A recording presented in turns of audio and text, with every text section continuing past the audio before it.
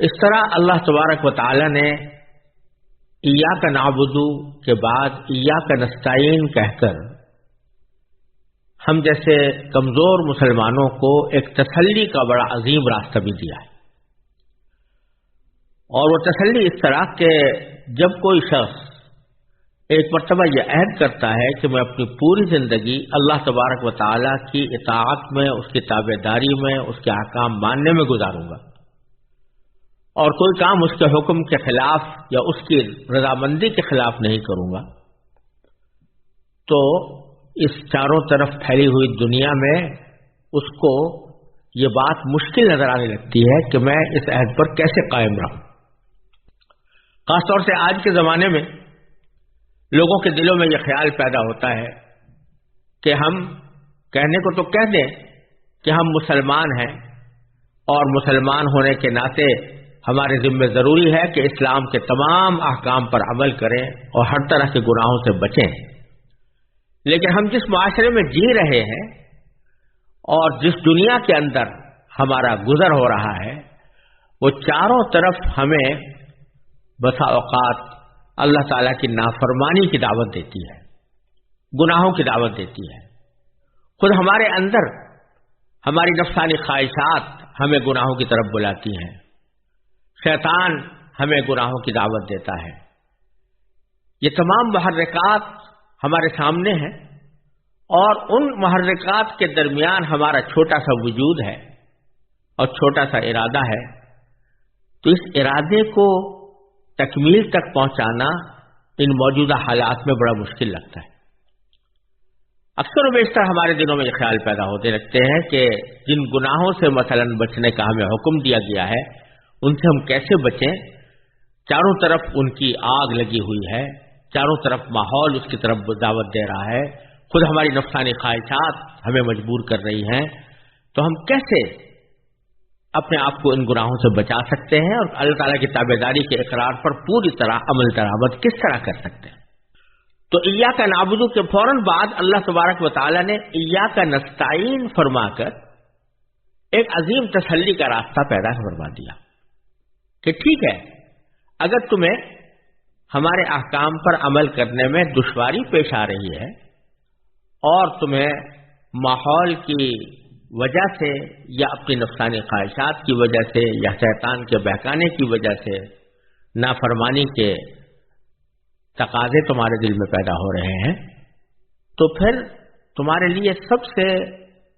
آسان اور سب سے زیادہ مؤثر راستہ یہ ہے کہ ایسے موقع پر ہم سے مدد مانگو، ہم سے مدد چاہو کہ یا اللہ میں نے ارادہ تو کر لیا ہے لیکن میں کمزور ہوں اور گناہ اور معصیت اور نافرمانی کے محرکات مجھے بہت زیادہ مضبوط نظر آ رہے ہیں،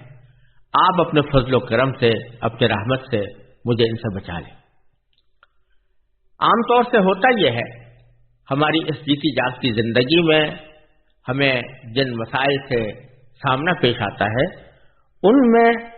اسلامی احکام کے اوپر عمل کرنے کی مشکلات کو ایک ہوا بنا کر اپنے ہاتھوں پر ہاتھ رکھ کر بیٹھ جاتے ہیں، اور واقعتاً اس جیسے ماحول کے اندر اپنے آپ کو مکمل طور سے اللہ تبارک و تعالیٰ کا فرما بردار بنا لینا یہ اچھا خاصا دشوار کام نظر آتا ہے۔ اور اسی لیے اقبال نے کہا تھا کہ چومی گویم مسلمانم بلرزم کہ دانم مشکلات لا الہ را، کہ جب میں اپنے آپ کو مسلمان کہتا ہوں تو بعض اوقات میرے جسم پر کپ کپی طاری ہو جاتی ہے، کیونکہ میں جانتا ہوں کہ لا الہ الا اللہ کے ذریعے میں نے جو اقرار کیا ہے اس کے اوپر عمل کرنا، اس میں کیا کیا مشکلات ہیں۔ تو بے شک بعض اوقات انسان کو یہ مشکلات نظر آتی ہیں، لیکن اللہ تبارک و تعالیٰ نے اسی سورہ فاتحہ کے مرکز میں ہمیں یہ سکھا دیا کہ گھبراؤ نہیں، ان مشکلات کو ہوا بنا کر نہ بیٹھو، ہاتھ پر ہاتھ رکھ کر نہ بیٹھو، بلکہ اپنی سی کوشش جاری رکھو اور ساتھ میں ہم سے مدد مانگو۔ یہی وجہ ہے کہ خود نبی کریم سرورت عالم صلی اللہ علیہ وسلم نے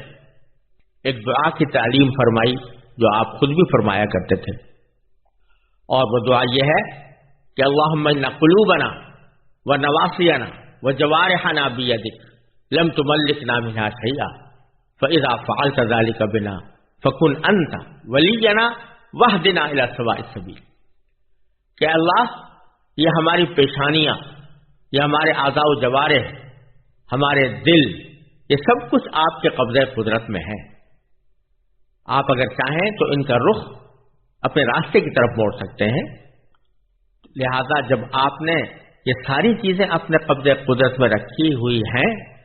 تو پھر آپ ہی ہمارے کارساز بن جائیے اور آپ ہی ہمارے ان اعضاء کا رخ اپنی رضامندی کے کاموں کی طرف موڑ دیجیے اور ہمیں سیدھے راستے کی ہدایت دے دیجیے. ایک اور دعا میں نبی کریم صلی اللہ علیہ وسلم کے یہ الفاظ منقول ہیں کہ اللہم انک سألتنا من انفسنا ما لا نملکہ الا بک. اے اللہ، آپ نے ہم سے ہمارے جسم کی ایسے اعمال ہم سے طلب فرمائے ہیں کہ جن پر ہمیں آپ کی توفیق کے بغیر قدرت حاصل نہیں ہو سکتی.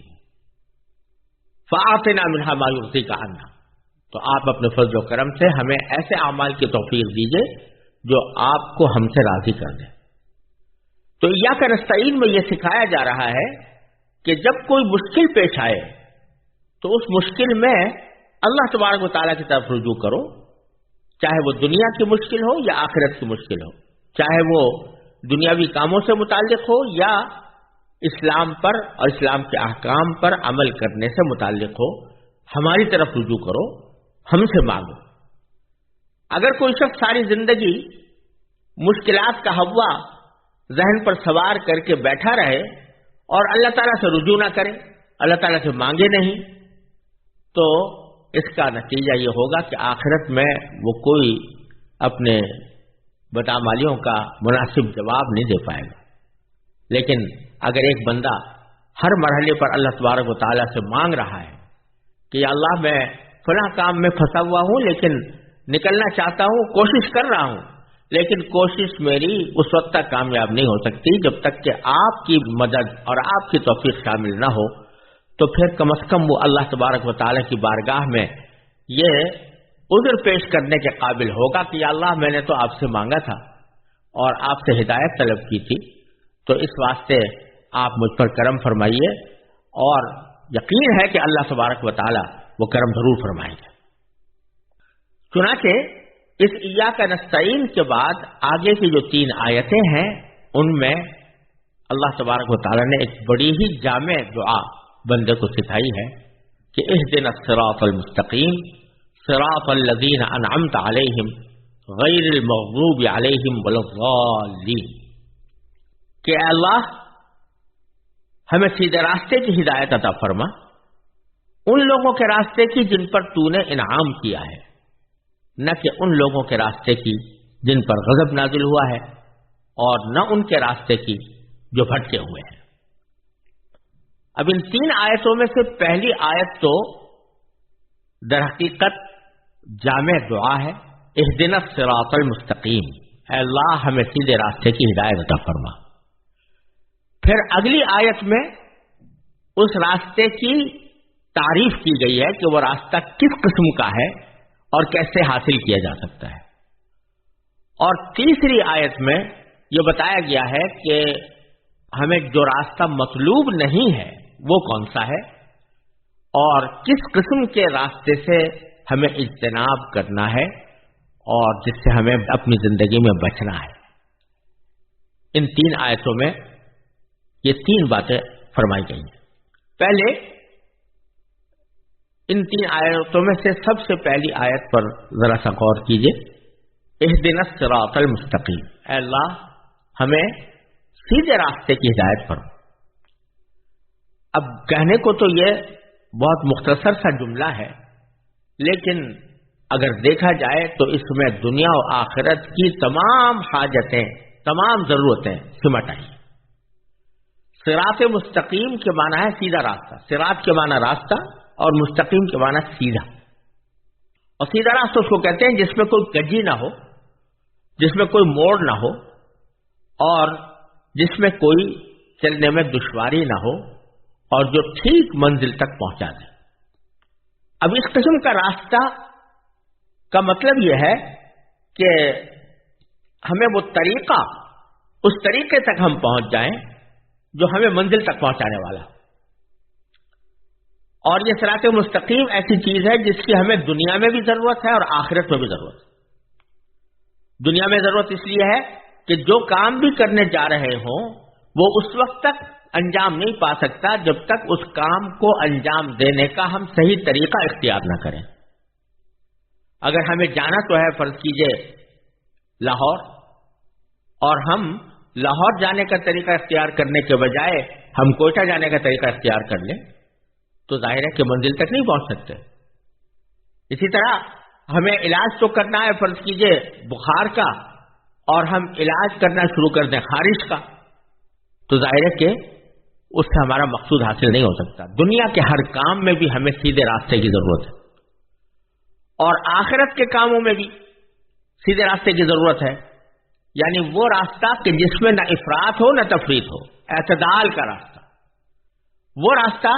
جو اللہ تبارک و تعالی نے کامیابی کے لیے ہمارے واسطے متعین فرمایا ہے، اور جس کی نبی کریم سرور دو عالم صلی اللہ علیہ وسلم نے ہمیں ہدایت فرمائی ہے، اس کی رہنمائی فرمائی ہے۔ اس کے لیے فرمایا جا رہا ہے کہ اے اللہ ہمیں صراط مستقیم عطا فرما، دنیا میں بھی اور آخرت میں بھی۔ یہاں ایک بات اور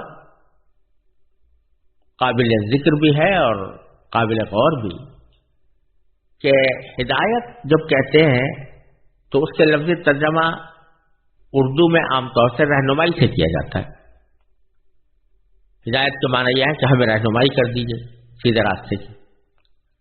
لیکن عربی زبان میں ہدایت کے دو مختلف معنی ہیں، اور کبھی وہ ایک معنی میں استعمال ہوتا ہے، کبھی دوسرے معنی میں استعمال ہوتا ہے۔ ایک معنی تو ہدایت کے یہ ہے کہ فرض کیجئے ایک شخص آپ سے کسی منزل پر جانے کا پتہ پوچھ رہا ہے، تو آپ اس کو وہاں تک پہنچنے کا راستہ زبانی طور پر بتا دیتے ہیں کہ تم یہاں سے مثلا یہ سیدھی سڑک ہے، اس کے اوپر جانا، اور اتنی دور چلنے کے بعد دائیں طرف مڑ جانا، اور پھر کچھ دیر چلنے کے بعد بائیں طرف مڑ جانا، تو فلاں جگہ پہنچ کر تمہاری منزل آ جائے گی۔ آپ نے زبانی طور پر اس کو بتا دیا۔ اب یہ اس کا کام ہے کہ جو کچھ آپ نے زبانی بتایا ہے وہ اس پر عمل کر کے منزل تک پہنچے۔ ایک تو رہنمائی اور ہدایت یہ ہے، اور دوسری قسم ہدایت کی یہ ہے کہ جو شخص آپ سے پتہ پوچھ رہا ہے اس کو پہلے زبانی طور پر آپ پتہ نہیں سمجھاتے، بلکہ سامعی طور پر سمجھانے کے ساتھ ساتھ اس کا ہاتھ پکڑ کر آپ لے چلتے ہیں اور کہتے ہیں میرے ساتھ آؤ، اور اپنے ساتھ ہاتھ پکڑ کر اسی راستے کو قطع کرا کے جس منزل تک اسے پہنچنا ہے وہاں لے جا کر کھڑا کر دیتے ہیں کہ لو بھائی یہ تمہاری منزل آ گئی۔ اس کو بھی ہدایت کہتے ہیں۔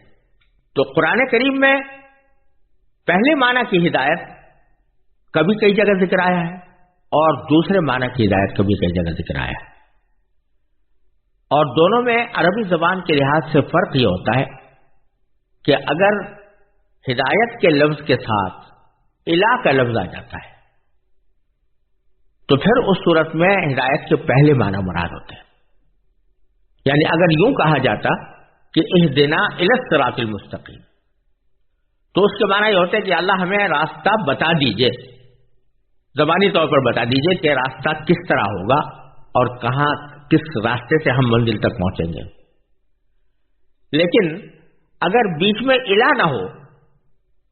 بلکہ براہ راست کہہ دیا جائے ہدایت کے بعد دو مفعول آ جائیں تو اس میں ہدایت کے دوسرے معنی مراد ہوتے ہیں، یعنی ہمیں پکڑ کر لے جائیں اس جگہ تک۔ تو اللہ تبارک و تعالی نے یہاں اس آیت کریمہ میں بغیر الہ کے فرمایا ہے اہدنا الصراط المستقیم، کہ اللہ ہمیں صراط مستقیم تک پہنچا دی۔ گویا صرف اتنی بات نہیں مانگی جا رہی کہ آپ زبانی طور پر ہمیں بتا دیں کہ کون سا راستہ سیدھا ہے، بلکہ یہ توفیق مانگی جا رہی ہے کہ آپ اپنے فضل و کرم، اپنے توفیق سے ہمیں اس راستے تک پہنچا دیجئے جو سیدھا ہے۔